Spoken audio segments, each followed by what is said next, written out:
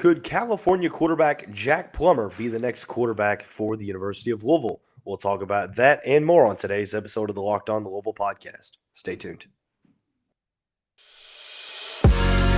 You are Locked On Louisville, your daily podcast on the Louisville Cardinals. Part of the Locked On Podcast Network, your team every day. What is going on, everyone? Welcome into another episode of the Locked On Louisville podcast. Today's episode is brought to you by Sling TV. Don't miss this week's action right here on Sling. Sling, the TV you love for a price that you'll love. Try it today. As always, I'm your host, Dalton Pence. Joining me today for the first time on the Locked On Louisville podcast is Ethan Moore, host of Louisville Sports Live on 93.9 The Ville on Wednesday evenings. Ethan, how are you, man? Good, man. Dalton, nice to be on with you. Thanks for having me. Appreciate it. Oh, yeah, for sure. Obviously, early signing day was yesterday. So Louisville had a very, very solid day there, but still some work that needs to be done. We'll talk about who the next quarterback for Louisville could be. We'll also talk about the positions of need moving forward and also talking about the prospects that we individually are most excited to see. Obviously, if you can't tell, my voice is still struggling. Over the past couple episodes, it's been a real issue, so I appreciate you all for sticking with me. Thankfully, it's getting better. Might not sound like it, but I promise I'll be back to myself here in no time. Ethan, it seemed like early on, Austin Reed from Western Kentucky seemed like he was probably going to be the next quarterback at Louisville. And for those who don't know, the plan for Louisville is to bring in a grad transfer to essentially get Pierce Clarkson ready for 2024 and beyond. So a one-year stopgap fix. Austin Reed seemed like he was going to be that guy. Not the case as he stayed at Western Kentucky. Now, California quarterback Jack Plummer has entered the portal. I know that Ty Spalding, Dave Lackford over at Cardinal Rivals both believe that he will be the next Cardinal quarterback, regardless if he is or not. What are your thoughts on Plummer, a guy who had played for Brom in the past? What are your thoughts on him possibly coming to Louisville? Well, Dalton, yeah, man, when I first started reading up on him, I mean, he looks to be like a pretty good player. Of course, played with Purdue for about 3 years. I believe he was injured. That's why he didn't play. And then O'Connell, the rest is history there. That's why he transferred out. But I think the important factor when you're assessing this is the fact that he has Power 5 experience at two different schools and two different Power 5 leagues. So his numbers are pretty good, a little over 3,000 yards. I believe 63% completion percentage, 21 touchdowns, only 9 picks. I mean, Louisville could do a lot worse if you're looking for a guy that can come in for a year, give Pierce Clarkson hand the reins over to him, once next year is complete. I think it's a great prospect. Probably like yourself and many other Louisville fans that listen to your podcast, they probably saw film of him last night. You saw some clips out there on social media against USC, saw some against UCLA. So he's playing really good competition. And I believe, he's looking to leave because they have a new offensive coordinator. So it looks like the stars could be aligning for that. But based on his stats, based on film, and based on his resume, Dalton, I think it's a great pickup if, in fact, he does sign with Louisville. One of the things when I was looking at his statistics, obviously started his career out at Purdue, dealt with the injury bug, couldn't really stay healthy. Looked solid at the beginning of, I believe it was the 2021 season, and then he ended up getting hurt. And Aiden O'Connell comes into the picture and takes that starting job. And it's easier said than done to get that back because O'Connell had a very solid end of the year. Purdue was very solid. Obviously, he was good this year, so he opts to transfer to California. The over 3,000 yards passing is something that Louisville fans, I feel like, will look at and be like, okay, that's solid. But you look at the 21 passing touchdowns to the 9 interceptions, despite the completion percentage.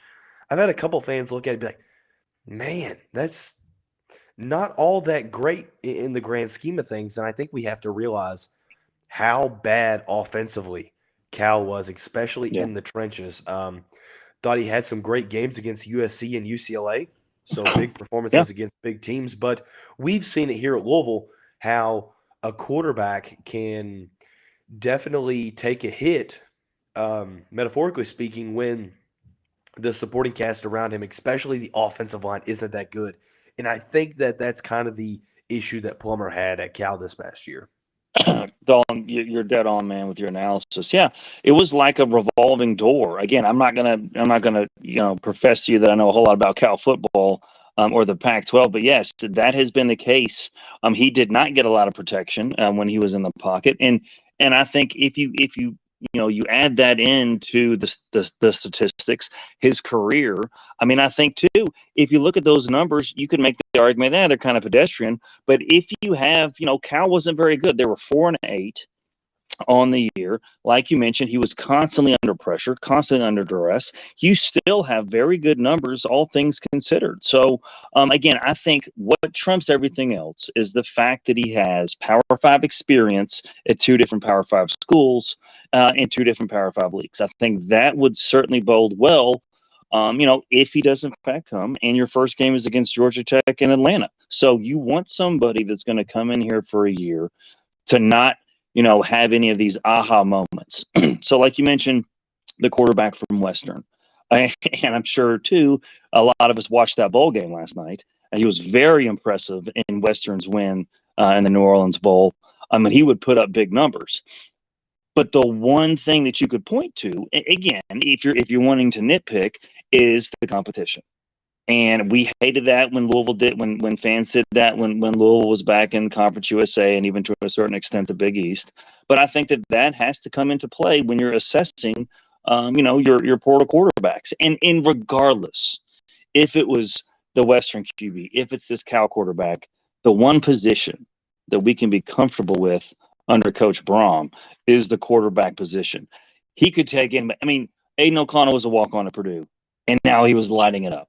And so, regardless of who this staff lands for the football program, I am confident that Brom will have him rolling no matter who it is. And you mentioned a good thing earlier is the fact that he has experience in this Brom system, which is nice. It makes sense. But I think also people forget to understand, right now there's not necessarily a ton of quarterbacks out there that I think that are better than Jack Plummer. Obviously, you have your Grayson McCall. You have some other guys in the mix. People talk about Sam Hartman, but Sam Hartman hasn't entered the portal, so that's a moot point. But regardless, if this ends up being the case, I think it's a solid addition. But Ethan, let's flip the script a little bit. What are the concerns that you could possibly have, or that a fan may have, surrounding bringing Jack Plummer on to Louisville? I mean, if you look at a lot of his seasons at Purdue, he had some injuries as well. I think and in the 21 season, I'm not sure how many games he played, but I mean that was ultimately what knocked him out. Of course, the shortened COVID year in 2020, but I don't know, Dalton. To be honest with you, I don't know if what the negative could be, aside from maybe waiting longer to see what opens up in the portal. Because I still think we've also heard that narrative that, the quarterback that's out there is not in the portal yet. So unless, maybe it's the unknown, Dalton, that people are going to question about, and maybe you're pulling the trigger too quick on this quarterback. But for me, again, under Brom and what he's done with the quarterbacks at Western, at Purdue, at Louisville, when he was an assistant here. I'm not sweating that because, again, unlike this past season, we do have a safety valve in Pierce Clarkson, a 4-star quarterback. And then the third stringer, you would assume, would be Brock Doman, who has multiple reps. Transfer, which I guess he could. But yeah, in a nutshell, it seems like that could be what it needs to be. And another thing we need to talk about, we may have questioned the past coaching staff surrounding, recruiting quarterbacks and things of the nature, because they didn't even recruit Malik Cunningham. They recruited Brock Doman, Evan Conley, Caleb Johnson, TJ Lewis. Jeff Brom and Brian Brom have made their names on developing quarterbacks. So if Jack Plummer is the guy that they want, I'm on board because they obviously know what they're looking for. And yes, you mentioned a great point. The unknown is something that Louisville fans are looking at. What happens if a name doesn't go into the portal that's better than Jack Plummer, or if someone does enter the portal and you miss out on them and you're sitting there in mid to late January and you're still in the same spot. So I think that if Jeff Brom is okay with taking Jack Plummer and he thinks 1 year he can do what he needs to do, I'm fine with getting that need out of the way early. Sometimes the grass isn't always greener on the other side, and that's what a lot of fans need to realize is, sure, the hypothetical, you can play the hypothetical games all day long. You can say, Absolutely. well, yeah, sure, a better option could enter the portal at any position, but that doesn't mean it's going to. And if it does, that doesn't mean it's going to happen at Louisville. I mean, you see the bags that programs are dropping all across the nation. Oh, yes. I mean, It's getting signing day crazy. has proven that it is absolutely berserk. But with that being said, there still are some needs to be filled, assuming that Jack Plummer, and like I said, there's no definite, this is just kind of a hypothetical discussion. I want to transition now into talking about what are the positions of need for Louisville moving forward, priority-wise, in the transfer portal, moving on towards signing day, and further. We'll do that here in just a second after we talk about our friends over at BetOnline. BetOnline.net is your number one source for sports betting info, stats, and news this season. Get all the latest odds and trends for every professional and amateur league out there, from pro football to college bowl season to basketball, etc. We've got it all. If you love sports podcasts, you can even find those at BetOnline as well. We're always the fastest and easiest way to get your betting info. Head to the website today or use your mobile device to learn more. BetOnline, where the game starts. Heading right on into the second segment with Louisville Sports Live co-host Ethan Moore. Louisville Sports Live, if you don't know, you can find that on 93.9 The Ville, and I believe there's a podcast on the line that gets uploaded. Yeah, the show is podcasted after every show on the Twitter feed at 93.9 The Ville. Right. So if you can't catch it live, or if you're not in a area where you can, I mean, shame on you if you cannot listen to the full 2 hours live on Wednesday. What are you doing? You shouldn't have anything planned except for planning for that show. Exactly. But regardless, one of the not just because you're on here, one of my favorite shows in the local area. Big fan of LSL, have been for a long time and continue. Appreciate that. Ethan, moving right on along into the transfer portal and moving towards National Signing Day in February. A great day for Louisville this week on Wednesday. At the time of this recording, which is about 7 o'clock Eastern time on Thursday, it'll probably be posted on Thursday evening sometime. There's still no news on DeAndre Moore. Still no news on Jamari Johnson. So we're going to operate as if we don't have news on them, because we don't at the moment. But a great signing day. Signed the majority of Flyville 23 and 6 transfers, both 2 wide receivers and 4 defensive players that could possibly play big-time roles next season. So the priority list of positions going forward for the team a week ago may not necessarily be the ones now. What do you look at in terms of one of the positions of need that you think Jeff Brom definitely needs to hit moving towards next season? Well, Dalton, you kind of hit on one of the main points that I was going to make, and that is DeAndre Moore. We don't know about what his decision was going to be. All indications were yesterday he was going to sign with Texas. Of course, you saw that picture, I'm sure, on Twitter that had his name right next to the Texas Longhorn logo. For whatever reason, he did not sign.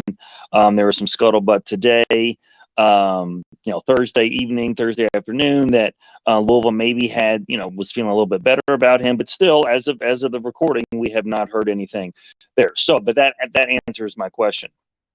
Brom still would need to bring in some impact receivers. Now, they got Jimmy Callaway from Tennessee, Jaden Thompson from Cincinnati. So you have some guys in there alongside D. Wiggins from Miami, who was hurt. However, with D. Wiggins, he's been injury prone.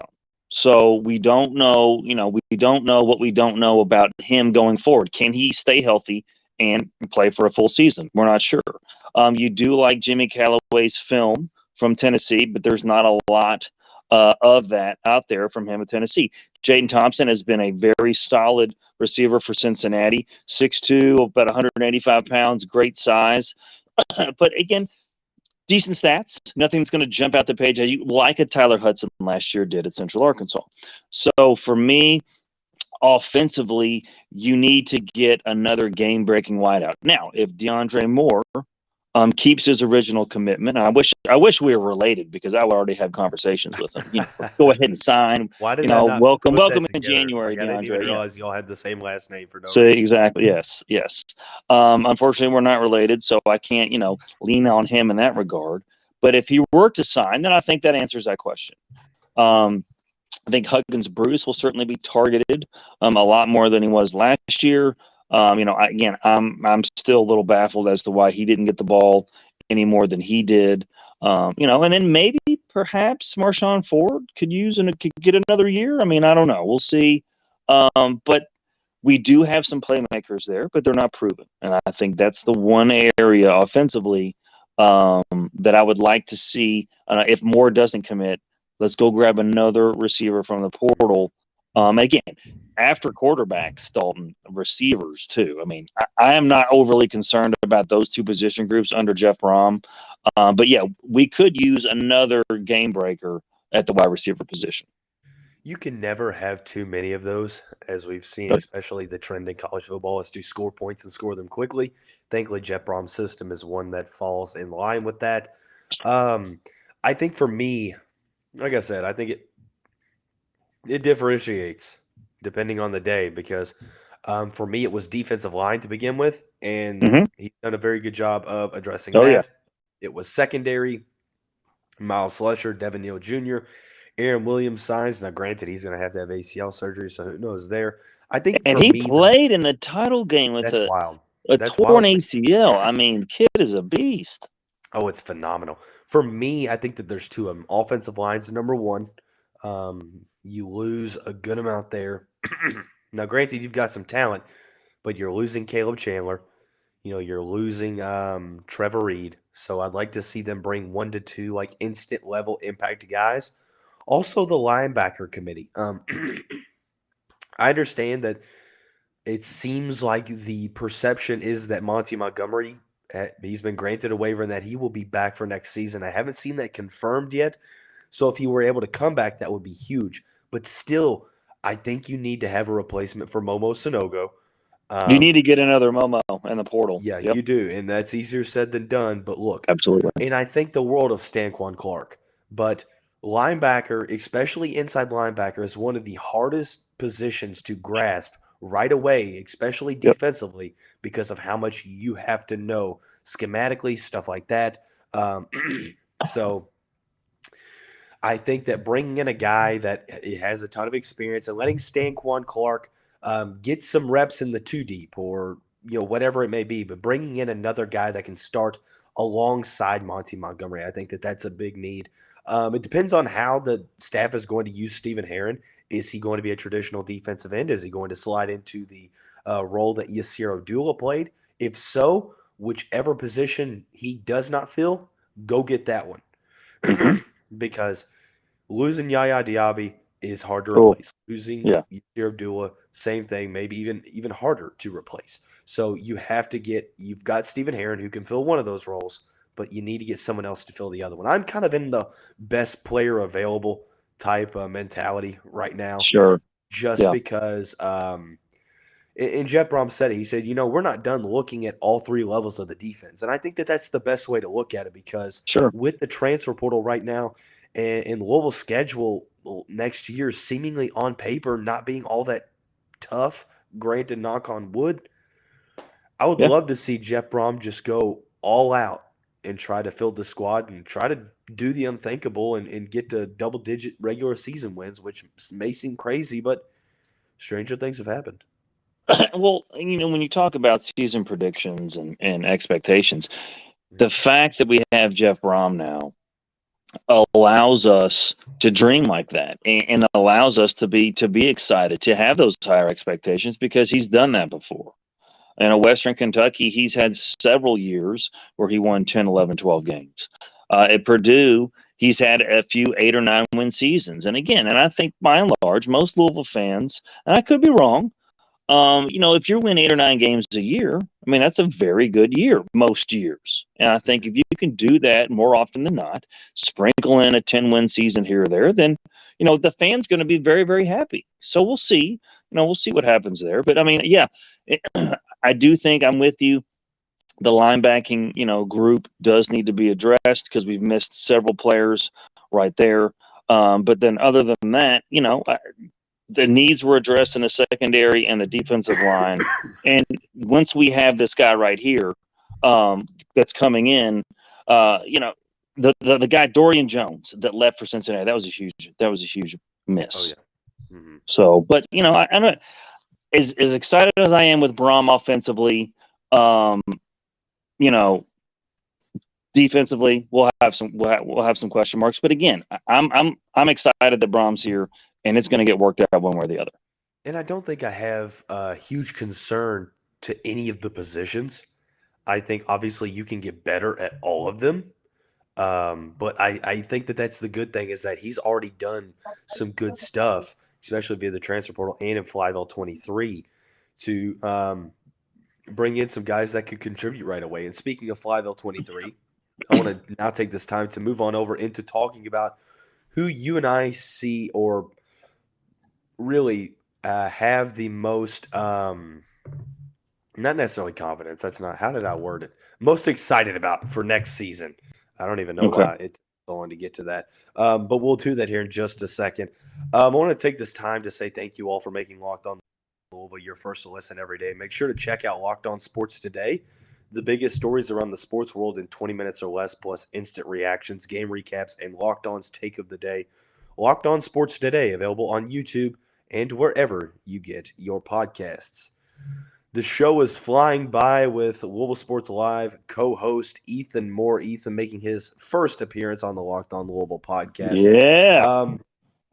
2023 signing class, both high school and transfers. I want to include the transfers because they are included in the signing class. First of all, let's take two guys. Look at two guys individually that you think that can make the biggest individual impact next season. Well, I guess if that's the case, we will exclude transfers from this, because you would expect them to make bigger impacts early on. High school-wise, the guys that Louisville signed, who's the first guy that you think can make the biggest impact? Stanquan Clark.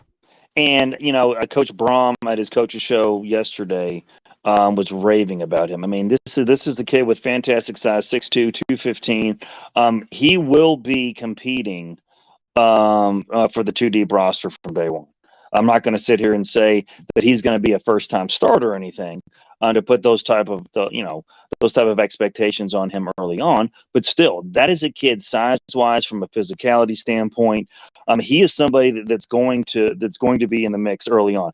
And he played at Miami Central, that was the number 2 team in the nation, just behind John Bosco, the number 1 team in the nation. So works. Again, with Flyville 23, Dalton, I mean, think about this.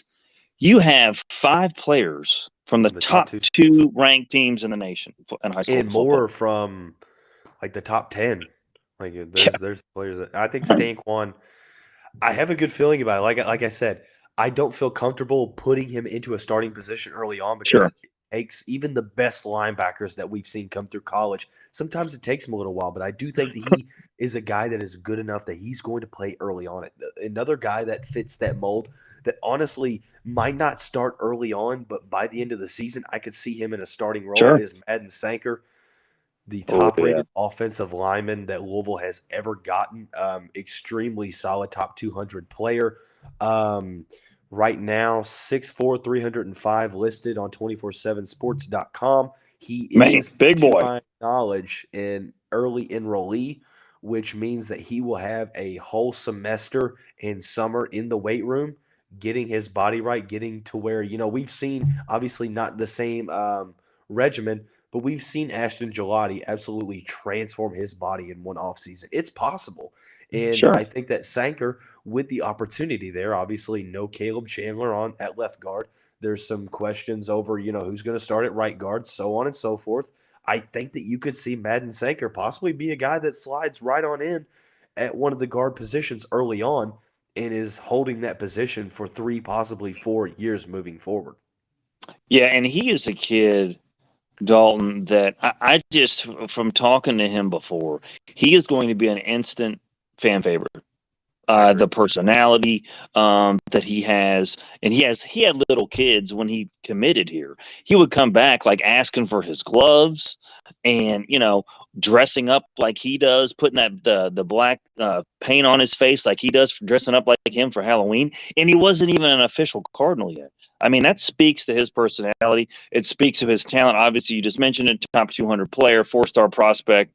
The who's of college football wanted him.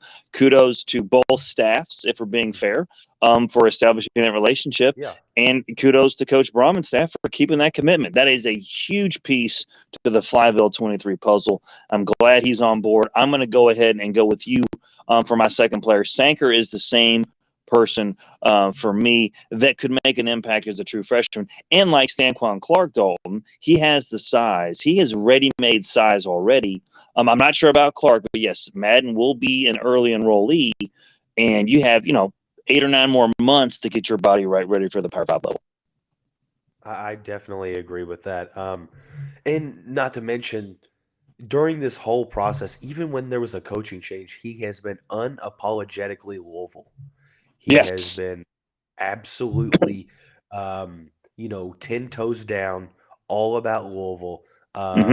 Even when there was uncertainty, I don't even think Yeah. he ever wavered. There were no, tweets that he was possibly looking elsewhere, that he was going to wait to see, so on and so forth. I think that he's, my number one guy to play early. Second for me, this kind of went back and forth because I honestly just kind of went back and forth. Honestly, 6'2" receiver William Fowles out of the Miami area, 4-star receiver from that area. I just think that I think that targets are up in the air for the wide receiver room. It's anyone's game, especially no Tyler Hudson now. And especially if DeAndre Moore does not, if he were to sign, obviously DeAndre Moore would be my number one choice, and Jamari Johnson as well. But we can't talk about those guys yet because they're not officially signed. But I think that moving right down the line, I think William Fowles brings that, different type of receiver, as you have, your speed receivers already, and guys like Amari Huggins-Bruce, Jaleel McClain, possibly Brayton Smith if he were to get a eligibility waiver, so on and so forth. But regardless, I think William Fowles is probably number 2 for me because I really do like his film, and I think that this is an offense that is very, very beneficial for receivers, not just one, but for a lot of them at the same time. Yeah, it speaks to like the open of the show we were talking about under Jeff Brom. I mean, both the quarterback and the wide receiver position. Those are two that we've seen him time and time again. We've seen him, be able to, whoever it is, plug and place. Charlie Jones, I believe, is the kid's name at Purdue that put out, all first team Big Ten numbers. I mean, they have those guys there. Rondale Moore, the list goes on and on of playmakers that he's coached up that have gotten to the league and put up big numbers in the Big Ten. So you fully expect that to be the same thing here. And I think that will happen in due time at both of those positions. And I think it's one of those situations to where I'm just so happy this move happened. Like, I was just not expecting it. I think everyone is under the same impression. Like, me, I was okay with giving Sad a 5th year. And I said it on this show. I said, look, he got to 7-5. Maybe it wasn't the way in which we wanted it to, but yeah, I mean, got there. Yeah, Louisville football can't fire a coach for going 7-5. The vast majority of the time, that just can't happen. Class that he had. Yeah, but regardless, it could have been a move that the timing of it could have pushed Louisville back a little bit. But Jeff Brom, shout out to him and the coaching staff for what they're doing on the recruiting trail and keeping the majority of this class together so far. But Ethan, loved having you on. Before I'll let you go, do me a favor, plug me into your social media, and also tell us where we can find the show, find the podcast, so on and so forth. Yeah, so with this year, we're in the throes of college basketball season, so generally we're on Wednesdays from 7 to 9 on 93.9 The Ville. However, if there's a coach's show and or basketball games, we are not on those Wednesday nights. We will be on next Wednesday, the 28th, but from 8 to 10 because there is a coach's show before that. So we've been on the air for 11 years now, all things U of L football, basketball, and recruiting. And since we've been off for a couple of weeks, I will say this, This will be a monster show on tap next week, so you're going to want to check it out. There you go. Well, you heard it from the man here. If you have any plans next Wednesday, don't. Cancel. Cancel them. Louisville Sports Live, Locked on Louisville. If they're in the acronym, if there is an L, the first and the third letters, you're doing something right. You already know. What I was told, but I can't confirm that. But regardless, Ethan loved having you on. Definitely going to have you on more in the future. Be sure to follow Ethan on Twitter at _Ethan Moore. Obviously, I'm at @dpence_. Thanks again for making Locked on Louisville your first listen of the day. 5 days a week, your team every day. Everyone have a great weekend. Wherever you are, stay safe, stay warm. I know that there are some winter storms heading through the nation. Get your bread and milk. Get all your essential needs, necessities, so on and so forth. But mainly be safe and go Cards. We'll see you back here really